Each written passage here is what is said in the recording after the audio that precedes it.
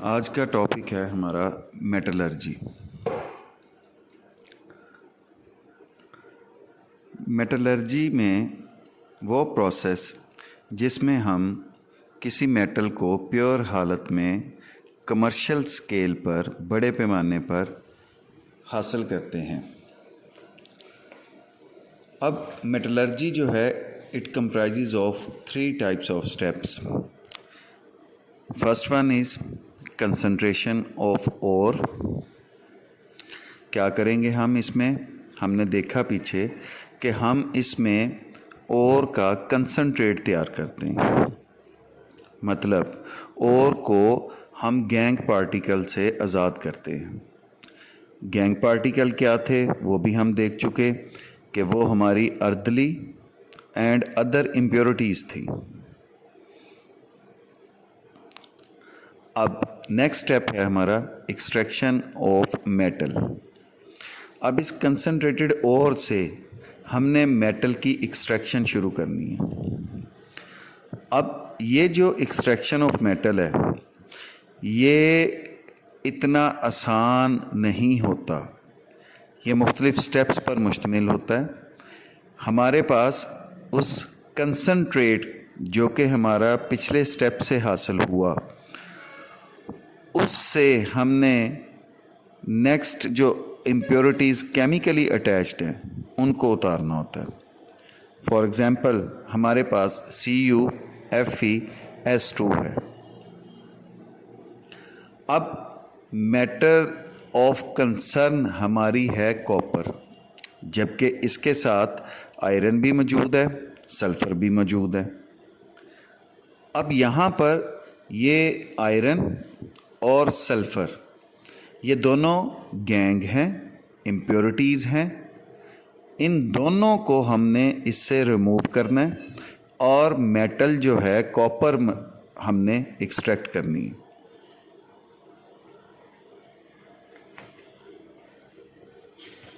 अब ये जो एक्सट्रैक्शन होगी ये मुख्तलिफ स्टेप्स पर मुश्तमिल होगी।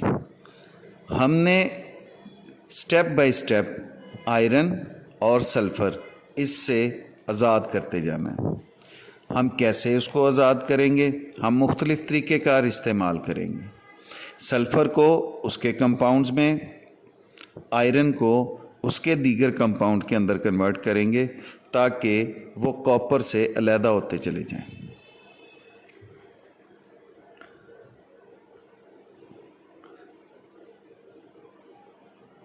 अब अगर ये आयरन और सल्फ़र कॉपर के साथ रहती हैं तो हमारी कॉपर की एक्सट्रैक्शन जो है वो कंप्लीट भी नहीं होगी और कॉपर जो है वो हमारे पास प्योर फॉर्म में हासिल भी नहीं होगा। अब इसके लिए पहला स्टेप जो है that will B roasting. Roast करना आपने सुना होगा। क्या किया जाता है? बहुत हाई टेम्परेचर पर हम किसी चीज़ को गर्म करते हैं। अब रोस्टिंग के अंदर हमने करना भी यही है, हमने हीट करना है कंसंट्रेटेड ओर को to a high temperature in the excess of air. 3 basic चीज़ें हैं हमारे पास। हमने पहली बात नाम से जाहिर है हीट करेंगे कंसंट्रेटेड ओर को। किस टेम्परेचर पर? हाई टेम्परेचर पर। किसकी मौजूदगी में? एक्सेस ऑफ एयर की मौजूदगी में।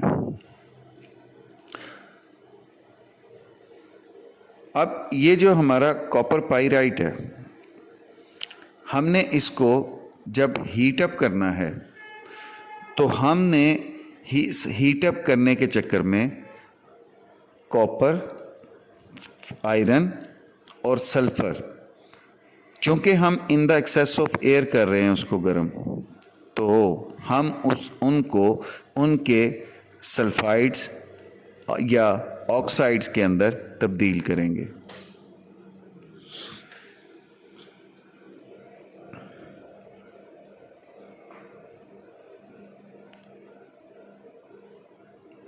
रोस्टिंग क्या है? Heating concentrated ore to a high temperature in excess of air.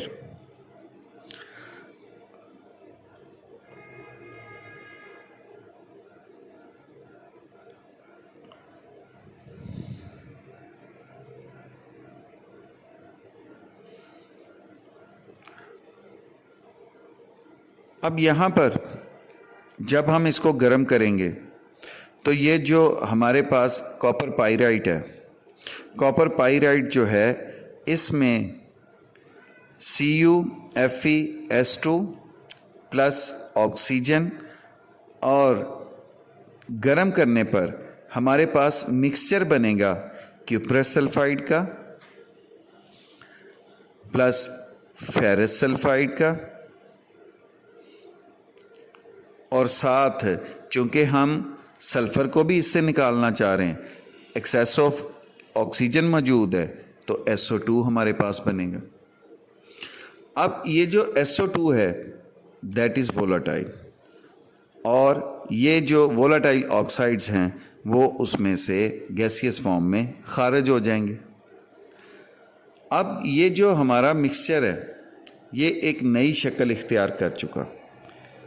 अब इसमें किसी हद तक सल्फ़र भी निकल चुकी, आयरन जो है वो फेरस सल्फाइड की शक्ल इख्तियार कर चुका, और जो हमारा कॉपर है वो भी सल्फ़र के साथ मिलकर क्यूप्रस सल्फाइड बन गया। अब हमारा नेक्स्ट स्टेप होगा स्मेल्टिंग। स्मेल्टिंग क्या है? Smelting is further heating of roasted ore with sand flakes and coke in the presence of excess of air in a blast furnace. क्या करेंगे हमने फर्दर हीटिंग करनी है। किसकी? जो पिछले स्टेप में हमारे पास रोस्टेड ओर है। अब वो रोस्टेड ओर हमारे पास क्यूप्रस सल्फाइड, फेरस सल्फाइड की सूरत में मौजूद है। अब इसको उन्हीं 3 फैक्टर्स की सूरत में अगर हम देखें तो हमारे पास क्या क्या है? फर्दर हीटिंग किसकी? रोस्टेड ओर की, जो हमारे पास पिछले स्टेप से आई। किसकी मौजूदगी में? सैंड फ्लक्स एंड कोक की मौजूदगी में।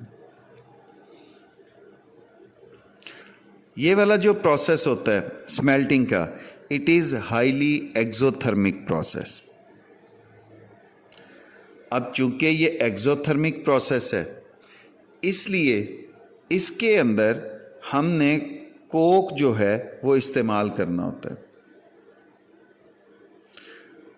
ये हीटिंग जो है it will also occur in the presence of excess of air, और इसके लिए जो हम ख़ास भट्टी इस्तेमाल करेंगे उसको हम नाम देंगे ब्लास्ट फर्नेस।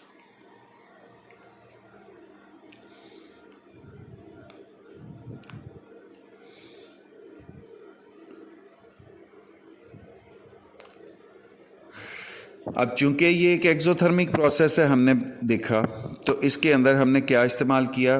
कोक जो है वो एज आ कूलिंग एजेंट के तौर पर, एज आ रिड्यूसिंग एजेंट के तौर पर, और उसको हम सैंड फ्लक्स के अंदर, मतलब सैंड फ्लक्स के साथ, मतलब रेत के साथ हम उसको गर्म करेंगे।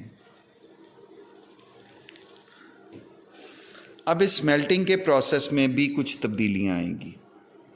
ये जो हमारे पास क्यूप्रस सल्फाइड और फेरस सल्फाइड मौजूद है, ये in the excess of air अपने डिफरेंट ऑक्साइड्स के अंदर तब्दील होगा। साथ जो सल्फ़र मौजूद है वो सल्फ़र डाइऑक्साइड में तब्दील होगी।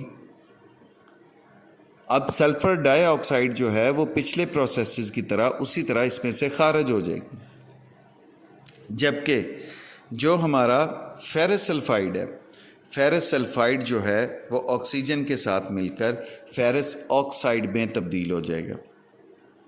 मैं रिपीट करता हूँ इन्हीं बातों को कि हमारे पास पिछले स्टेप से आने वाला क्यूप्रस सल्फाइड और फेरस सल्फाइड, उसको हम मज़ीद गर्म करेंगे। किसकी मौजूदगी में? सैंड फ्लक्स की मौजूदगी में, और कोक की मौजूदगी में। किसके अंदर? In the blast furnace. अब ये प्रोसेस चूंकि हाईली एक्सोथर्मिक प्रोसेस है, इसीलिए इसमें हम कोक और सैंड फ्लक्स जो है उसका इस्तेमाल कर रहे हैं। अब ये जो हमारे पिछले स्टेप से आने वाले, हमारी रोस्टेड ओर से आने वाले क्यूप्रस सल्फाइड और फेरस सल्फाइड जो है वो एक्सेस ऑफ ऑक्सीजन के साथ रिएक्ट करेंगे। जब आयरन सल्फाइड ऑक्सीजन के साथ रिएक्ट करेगा, then it will form 2FeO, मतलब आयरन ऑक्साइड प्लस SO2। अब ये सल्फर वो है जो कि आयरन के साथ मौजूद थी। अब चूंकि वो गैसियस फॉर्म में है सल्फर डाइऑक्साइड, वो गैसियस फॉर्म जो है उसी तरह पिछले स्टेप की तरह इसमें से खारिज हो जाएगी। हम देख रहे हैं कि स्टेप बाय स्टेप हमारी इम्प्योरिटीज़ जो हैं वो हमारी ओर से निकलती जा रही हैं। अब ये जो आयरन ऑक्साइड था ये सैंड फ्लक्स के साथ रिएक्ट करके हमारे पास आयरन सिलिकेट बनाएगा। अब ये आयरन सिलिकेट जो है ये स्लैग की सूरत में, ये चूंकि हल्का होता है, it is being lighter, rises to the top, ये टॉप पर आ जाएगा slag, and is removed from the upper hole of the blast furnace. ये हल्का होने की वजह से ये ऊपर आ जाएगा। जब ये ऊपर आ जाएगा तो ये ऊपर वाले सुराख से अलहदा कर लिया जाएगा फ्रॉम द ब्लास्ट फर्नेस। अब ये देखें हम कि हमारे पास दो इम्प्योरिटीज़ जो हैं वो निकल गई। एक हमारे पास सल्फ़र डाइऑक्साइड की सूरत में, और दूसरा हमारे पास आयरन जो फेरस सल्फाइड की सूरत में मौजूद था, फेरस ऑक्साइड में तब्दील हुआ। फेरस ऑक्साइड जो है वो स्लैग की सूरत में कन्वर्ट हुआ, और वो स्लैग जो है वो ऊपर वाले होल से हम उसको अलहदा कर लेंगे।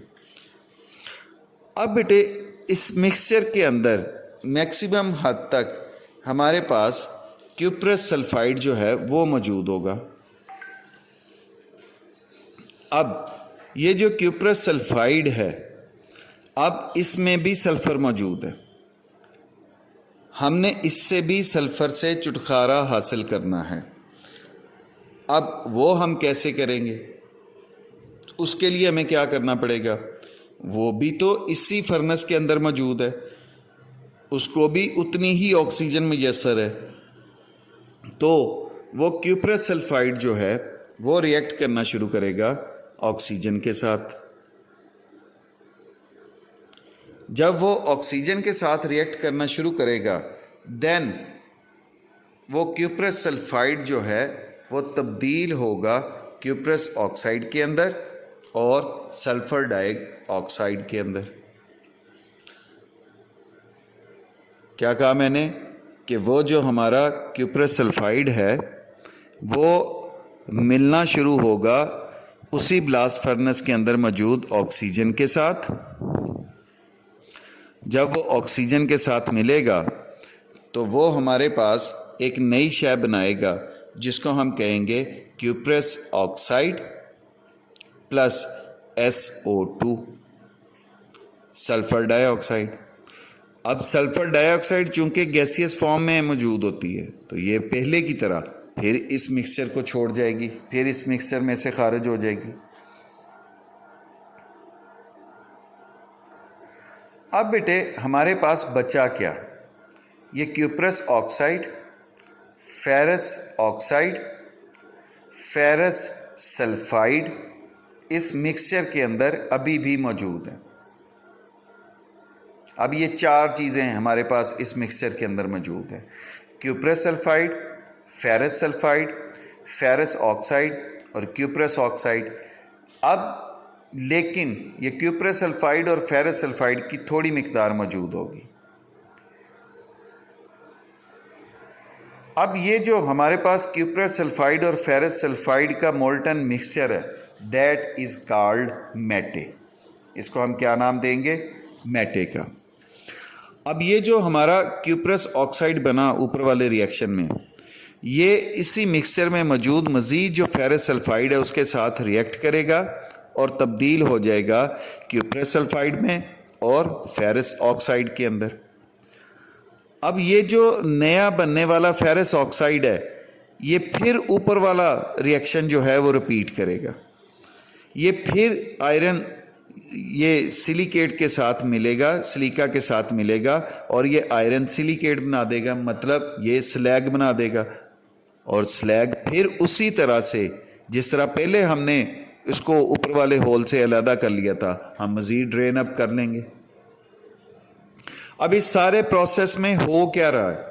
इस सारे प्रोसेस में हम कॉपर की प्योरिटी की तरफ जा रहे हैं फ्रॉम चाल्कोपाइराइट। अब ये जो हमारे पास इस आखिरी रिएक्शन में फिर क्यूप्रस सल्फाइड बना, ये फिर क्यूप्रस सल्फाइड जो है ये फिर रिएक्ट करेगा ऑक्सीजन के साथ और ये फिर जो है क्यूप्रस ऑक्साइड में तब्दील हो जाएगा, साथ उसके सल्फर डाइऑक्साइड बनेगी। अब इस मिक्सचर के अंदर हमारे पास मोल्टन मिक्सचर मौजूद है, कॉपर का, क्यूप्रस सल्फाइड का और आयरन सल्फाइड का, क्यूप्रस सल्फाइड का, जिसको हमने मैटे का नाम दिया। अब इस मैटे को हम तीसरे स्टेप में ले जाएंगे, दैट इज कॉल्ड बेसमराइजेशन। मतलब ये जो हमारा एक्सट्रैक्शन ऑफ मेटल है ये 3 स्टेप्स पर मुश्तमिल है। पहला रोस्टिंग, दूसरा स्मेल्टिंग और तीसरा बेसमराइजेशन। अब इसकी क्या स्पेशलिटी है? अब ये जो बेसमराइजेशन का प्रोसेस है that takes place in the Bessemer converter. अब बेसमर कन्वर्टर जो है वो आपने देखा होगा, ये जिस तरह की लेंटर डालने के लिए, मिक्सिंग के लिए मशीन इस्तेमाल की जाती है,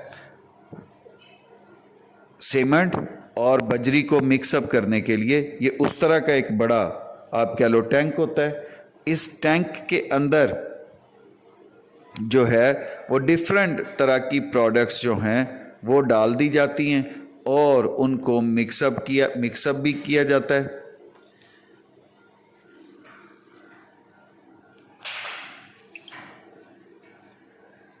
और उनको मज़ीद गर्म किया जाता है ताकि उनमें मौजूद और जो इम्प्योरिटीज़ हैं उनको भी निकाला जा सके।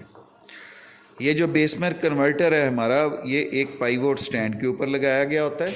ज़रूरत पड़ने पर हम इसको टिल्ट भी कर सकते हैं।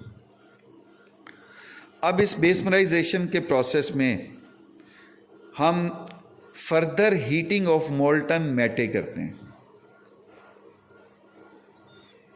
It is a further heating of molten matte. किसके अंदर? In a pear shaped Bessemer converter. Molten matte की किसके अंदर हम करेंगे further heating? In a pear shaped Bessemer converter. अब ये हमारी जो कंसंट्रेटेड ओर है वो तब्दील हो चुकी हमारी रोस्टेड ओर में। इस रोस्टेड ओर से हमने मज़ीद इम्प्योरिटीज़ निकाली तो हमारे पास अब बन गया ये मोल्टन मैटे। मोल्टन मैटे किन पर मुश्तमिल था? क्यूप्रस सल्फाइड और फेरस सल्फाइड पर।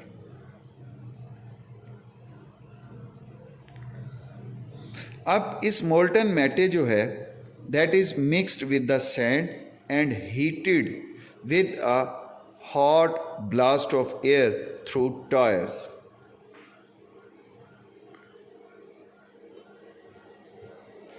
अब ये जो मोल्टन मैटे है इसको हम मज़ीद गर्म करेंगे।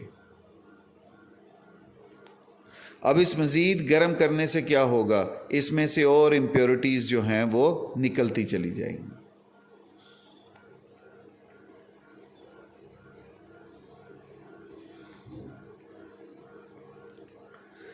अब इसमें उसी तरह से पहले जैसा ऑक्सीडेशन का प्रोसेस होगा कि जो हमारे पास फेरस सल्फाइड है that will be oxidise to form ferrous oxide. ये वही प्रोसेस है जो हमारे पास स्मेल्टिंग में हुआ था। स्मेल्टिंग में सेम प्रोसेस हुआ था कि मोल्टन मेटे जो हमारे पास मौजूद है इसको हमने गर्म करना है mixed with sand and heated with a hot blast of air through tyres. गर्म हवा के झक्कड़ जो हैं वो छोड़े जाएंगे इसमें। अब उनसे होगा क्या कि हमारे पास जो हमारा फेरस सल्फाइड है वो दोबारा ऑक्सीडाइज होगा फेरस ऑक्साइड के अंदर।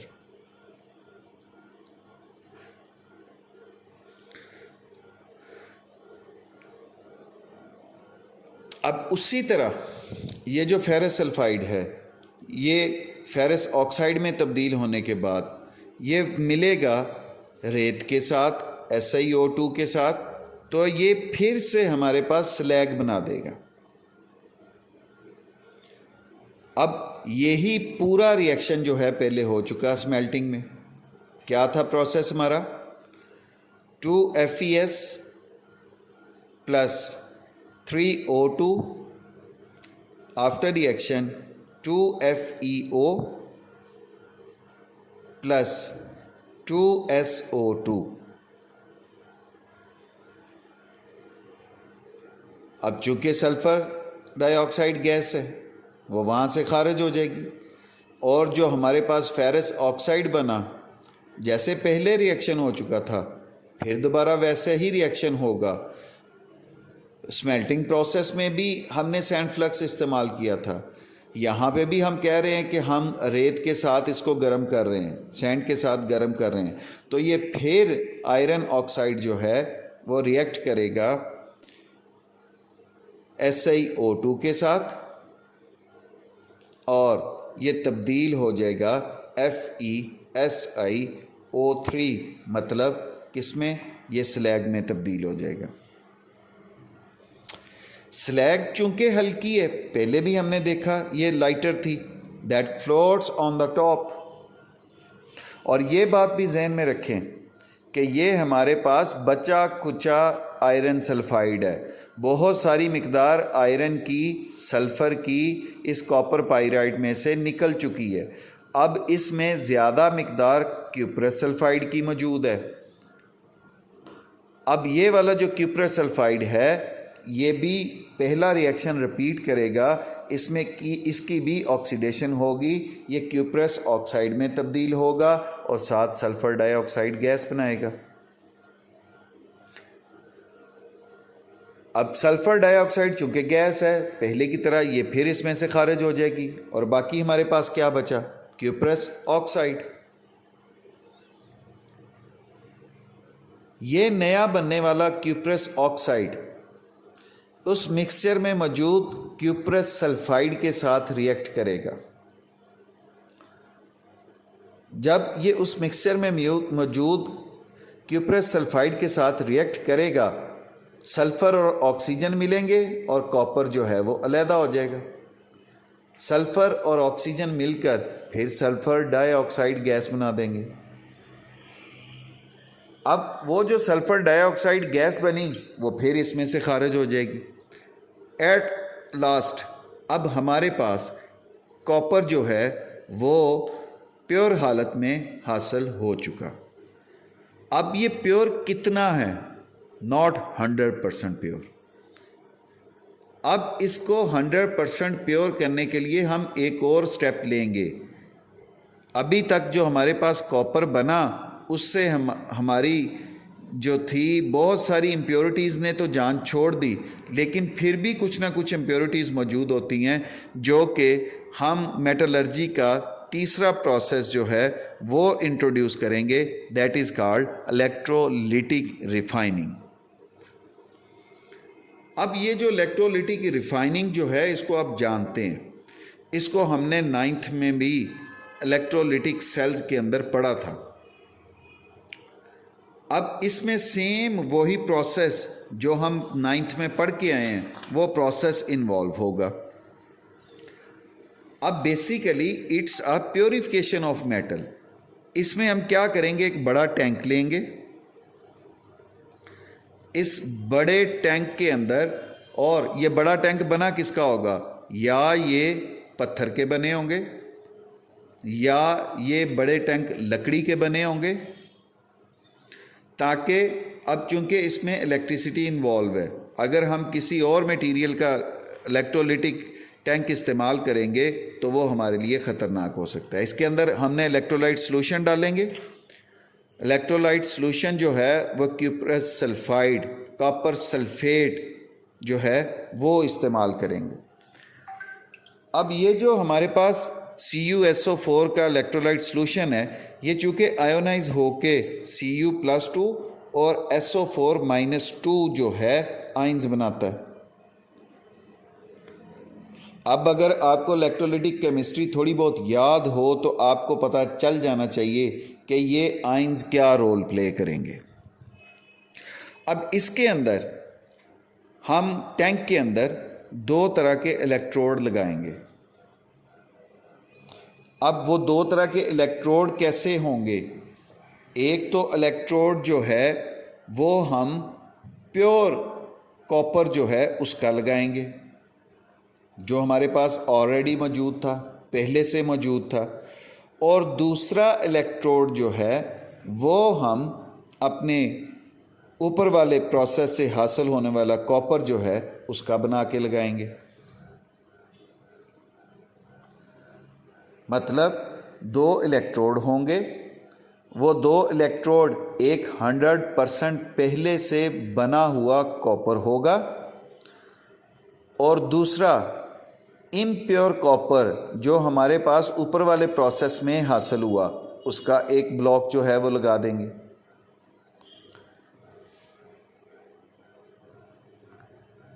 अब इन दोनों इलेक्ट्रोड्स को बैटरी के टर्मिनल्स के साथ जोड़ दिया जाएगा। एक के ऊपर नेगेटिव चार्ज होगा और एक के ऊपर पॉजिटिव चार्ज, क्योंकि एक को हमने बैटरी के पॉजिटिव टर्मिनल से जोड़ा और एक को हमने बैटरी के नेगेटिव टर्मिनल के साथ जोड़ा। जो हमारा एनोड होगा वो हमारा इम्प्योर कॉपर का होगा और जो हमारा कैथोड होगा वो हमारा प्योर कॉपर का होगा। एनोड के ऊपर ऑक्सीडेशन का प्रोसेस होगा। अब उस ऑक्सीडेशन के प्रोसेस से कॉपर आयन उतरेंगे, सॉल्यूशन के अंदर चले जाएंगे। अब सॉल्यूशन जो है उसमें पहले से भी कॉपर आयन मौजूद थे। जो हमारा कैथोड है उसके ऊपर रिडक्शन का प्रोसेस होगा। ये जो बनने वाले आयन हैं वो कैथोड पर जाएंगे और जो दो इलेक्ट्रॉन एनोड से निकले थे वो बैटरी में से होते हुए कैथोड पर वापस आएंगे और वहाँ पर कॉपर जो है वो आहिस्ता आहिस्ता डिपॉजिट होना शुरू हो जाएगा। अब नतीजे में क्या होगा कि ये जो हमारा कैथोड है जो प्योर कॉपर का बना हुआ था, ये आहिस्ता आहिस्ता मोटा होना शुरू हो जाएगा, जबकि जो हमारा एनोड है वो इम्प्योर कॉपर का था, उसमें से आयंस उतरते चले जाएंगे, वो स्लिम होता चला जाएगा, क्योंकि इसमें से कॉपर आयन उतर के दाखिल हो रहे हैं कैथोड पर। कैथोड मोटा होता चला जाएगा और एनोड जो है वो दुबला पतला होता चला जाएगा। और जब हमारा कैथोड खातर का हद तक मोटा हो चुका होगा, हम उस कैथोड को निकाल लेंगे। अब ये वाला जो कैथोड है हमारे पास, ये 100% प्योर कॉपर पर मुश्तमिल है, जबकि जो एनोड था इससे कुछ इम्प्योरिटीज़ निकल कर नीचे डिपॉजिट हो जाएंगे और ये इम्प्योरिटीज़ जो हैं they are called anode mud. और ये एनोड मड जो है बेटे, ये सिल्वर, गोल्ड और बहुत सी दूसरी मेटल्स पर मुश्तमिल होते हैं। अब ये हमारे पास जो है प्योर हालत में 100% प्योर कॉपर जो है वो हासिल होगा। वो 100% प्योर कॉपर जो है वो हम इंडस्ट्री में इस्तेमाल के लिए ले जाएंगे। और ये जो इससे एनोड मड से कीमती मेटल्स हासिल होती हैं वो भी हमारे डिफरेंट पर्पसेस में इस्तेमाल होती हैं। अब चूँकि ये गार के तौर पर, ये रेजिड्यू के तौर पर, ये इम्प्योरिटी के तौर पर हासिल हो रही हैं हमारे एनोड से, इसलिए इसको एनोड मड का नाम दिया जाता है।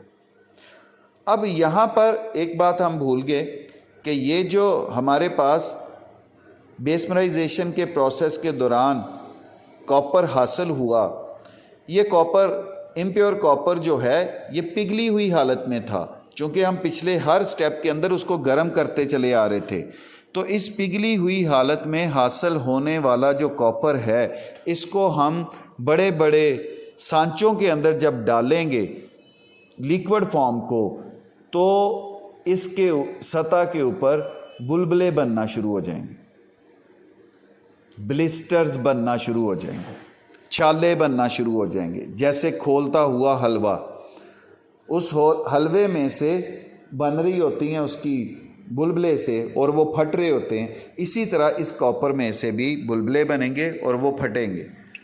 अब इसी तरह ये जो आपका कॉपर है ये स्मूथ सरफेस के ऊपर छालों की शक्ल में सॉलिडिफाई हो जाएगा। जब ये सॉलिडिफाई हो जाएगा तो ये छालों की तरह नज़र आएगा। तो इस हालत में मौजूद कॉपर को ब्लिस्टर कॉपर का नाम दिया जाता है। ब्लिस्टर मीन छाले। बने क्यों हैं कि हमने गर्म जो लिक्विड फॉर्म में मौजूद कॉपर था उनको जब सांचों के अंदर डाला तो उनमें से जो बुलबुले बने फटते हुए, उन बुलबुलों ने उसको एक ख़ास शक्ल दे दी, छालों जैसी शक्ल दे दी, इसलिए उसको हम कहते हैं कि ये ब्लिस्टर कॉपर है। क्या नाम देंगे? ब्लिस्टर कॉपर का।